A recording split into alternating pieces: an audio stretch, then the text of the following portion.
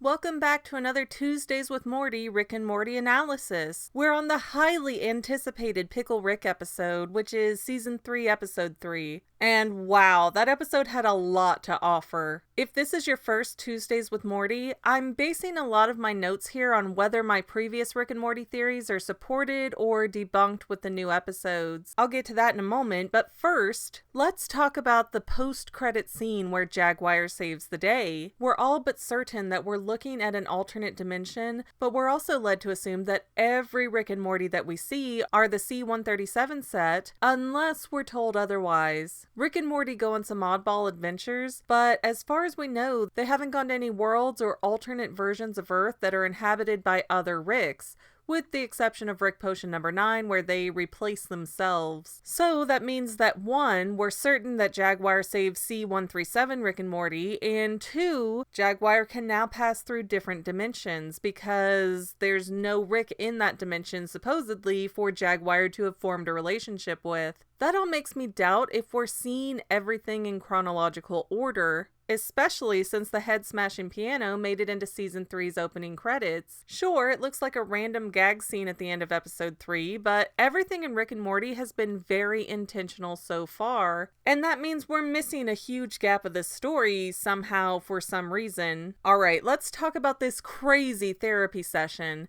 That was extremely well written, and even if you look at the glances and the way Beth's eyes move around, there was some deep psychological effort put into this episode. But this all still begs the question as to why Rick is putting up with family life.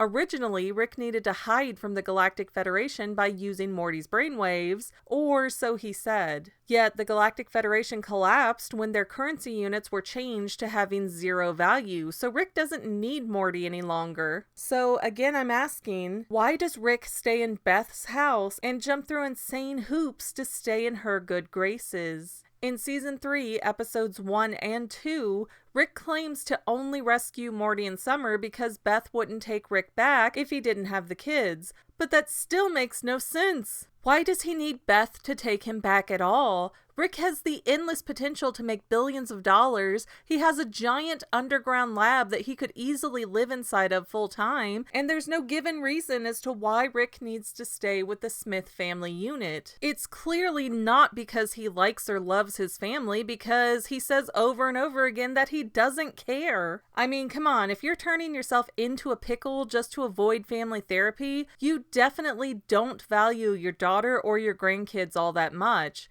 And while Pickle Rick is fighting Jaguar, Rick says, "There's a lot I wouldn't do to see my daughter," meaning he's not that interested in having a relationship with Beth. Later, Rick explains that he has to stay detached from caring about people, or he can't dimensionally travel and destroy realities at will, because caring would make him vulnerable. So, to Rick, no one has any significant value because there are infinite versions of everyone, making everyone both replaceable and fake to Rick. Well, there's infinite versions of almost everyone. Somehow it seems like his ex, Diane, doesn't exist anywhere. By Season 3, Diane surely should have come over for the holidays or been mentioned as existing in the present. So Diane has to either be dead or committed somehow from going crazy by being around Rick. Which still leads me to suspect that Rick is staying around Beth and the kids for the sake of getting to Diane or resurrecting Diane in some capacity. Because if Rick is portrayed as this greedy, self-centered monster, no one is going to notice his soft spots as much. And if Rick has 0 real attachments to his daughter and grandkids, then there has to be something that Rick really needs or wants. Otherwise, he'd just up and leave rather than play all these games to stay on Beth's good side. But hey, sometimes a pickle is just a pickle. Well, that's all I have for now, but this video's not quite over yet. We're expanding, so I have to plug our other channels. Total, we have the Fangirl, dealing primarily with movies and shows, Say Halo Goodbye Gaming, and the Fanily Family Vlogs. Links are in the description, and we would love to see you at all 3 channels. Okay, I think that's it. So thanks for watching, and I hope you enjoyed enough to like, subscribe, and share this video. We have tons of material across our various various channels that you are fully encouraged to go check out.